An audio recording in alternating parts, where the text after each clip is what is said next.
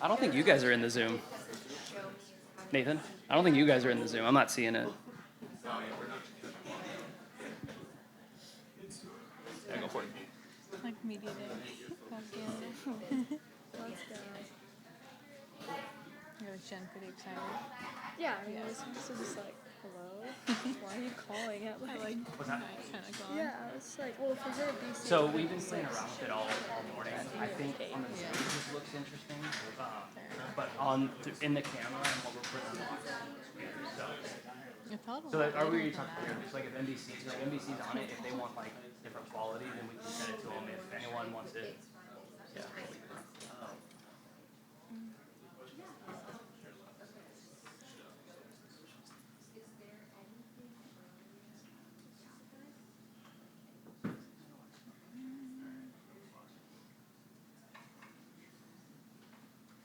All right, I'm not seeing you guys on the Zoom. Like just with just turn the camera on and all that. Perfect. I'm glad you used the ball marker. All righty. We ready? Everyone ready? This will be fun. All right. We are joined now by Maddie and Ellie Szeryk. Maddie and Ellie, welcome to the Ascendant LPGA benefiting Volunteers of America.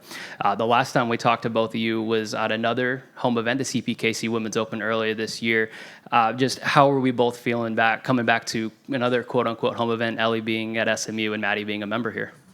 Yeah, it's pretty exciting that we get to play in another tournament together. 2 in 1 year is huge, and we're just very thankful for the opportunity for her to be here as well, and just really looking forward to it. Yeah, it was awesome. This tournament wasn't even really on my radar. I thought Canadian Open would just kind of be it for me, and then just get ready for Q School. And then just the last couple of weeks, our coaches have been mentioning it. So it was just such a nice surprise to be able to share this with my sister again. Ellie, we learned that SMU was having sort of a play-in tournament, and you got second, I believe. Just what was that like, getting to compete with your teammates and then eventually, getting into the field anyways? It was really cool because the other girl who ended up winning it and getting exemption, we had been speaking all year about, hey, like next year let's do Q School. Let's we couldn't wait to travel to each other, and always speaking about wanting to go on the LPGA. And so the fact that we had this like surprise exemption to this tournament was so cool for the both of us, because it was like a trial run for hopefully when we are on the LPGA one day. So obviously it was really intense when we were playing, but it was just such a surreal moment for the both of us. And then Ellie, this will be your second start this year, as you mentioned. What did you learn about yourself in your game, maybe at CPKC, that you've been working on to this point? A lot of course management. I gained a lot of confidence from the Canadian Open, although I missed the cut. It just made me realize that I can compete out here, and if I just learned how to play on LPGA level courses, then I'll be all right. I think as a junior and amateur, you always think that you're so far away from being able to play at the LPGA level. And obviously I play with Maddie, but I don't know, I put Maddie in such a higher level than I am, and so it's just kind of cool, like, hey, I'm really not that far off. Absolutely. And then Maddie, member here at Old American Golf Club, do you feel a sense of home court advantage? A lot of players have said this is a tricky course, so getting to play this, day in, day out sometimes. How comfortable do you feel here? Yeah, I think it's huge getting kind of a home course advantage. Some of the lines, might be tighter, but I play them all the time, so you can be a little bit more aggressive and know that you've hit the shot, 20 times instead of a normal practice round where you only get to see it twice or so. So it's really cool that I'm like, okay, I feel really comfortable, get to stay at home, and just a little bit more of a normal routine. Absolutely. And then last one for me before we open it up. I think we talked about it in Canada. Is there any teasing and stuff? When you guys play together, you got to play officially in your opening round, I believe, at CPKC. How special of an experience was that? And was there any little, back and forth, some jabs as you guys were going?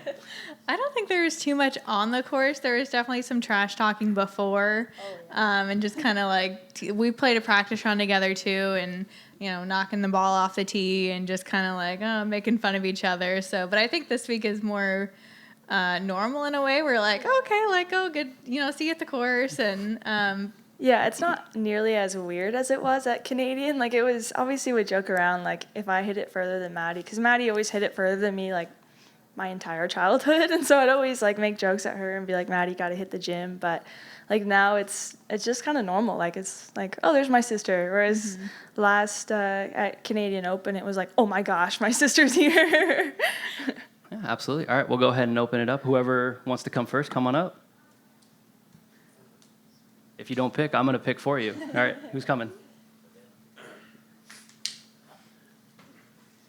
I just Yeah, go for it. Being a professional golfer, what goes into your training routine? A lot of practice, workouts, just keeping the body, in shape and ready because it's, golf, it's not like a contact sport, but it still takes a lot of toll on your body. And if you want to have a long career, it's okay. I got to make sure everything, I'm not injured all the time and just eating well and a lot of practice, getting good sleep too. Yeah, I'm not a professional, but yeah, same thing. Just a lot of maintenance work. I mean, we spend hours just practicing on not perfecting it, but getting it as good as we can, and then eating well and lots of workouts, which I think people are surprised about. Whenever you speak to other athletes, they're like, you guys go to the gym? Like, that's so weird. But it's just to make sure that our bodies don't go out of place because we are moving it in a way that's not really normal. Like, I have problems, my ribs always come out of place. So, I know. And so trying to work out to make sure that they don't. But a lot of it's just making sure our bodies can function. Thank you. Yeah. Thank you. Thank you.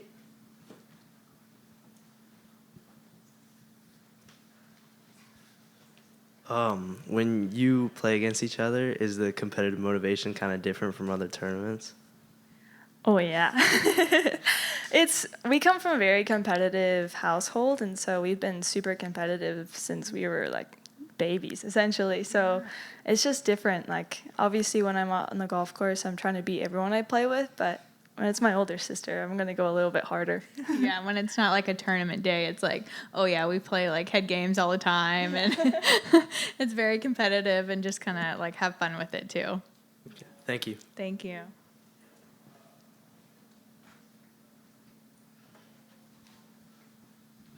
The day that y'all play in a tournament, what does the pregame routine look like? So I usually get here I start practicing like an hour 20 before my tee time, but I like eat breakfast. I see the physio before, so it's usually I'm pulling in around 2 hours before my tee time. Once I start practicing, I putt, I go chip, I hit balls, and then I go back to putting and then tee off.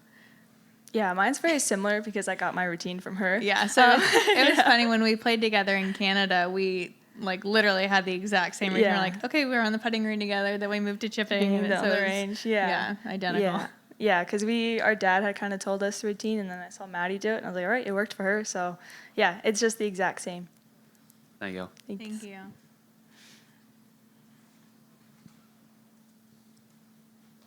Hi. I had a question. So is it hard to balance the training side of golf with the marketing side, like with the press and the sponsorships? Like, is that difficult?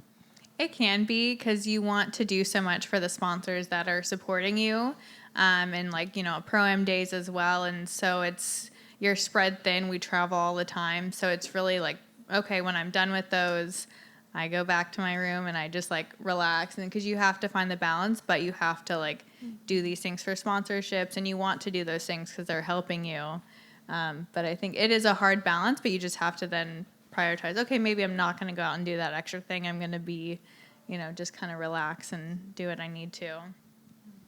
Yeah, I don't have any sponsors. So, Thank you. yeah, thank you. Thank you.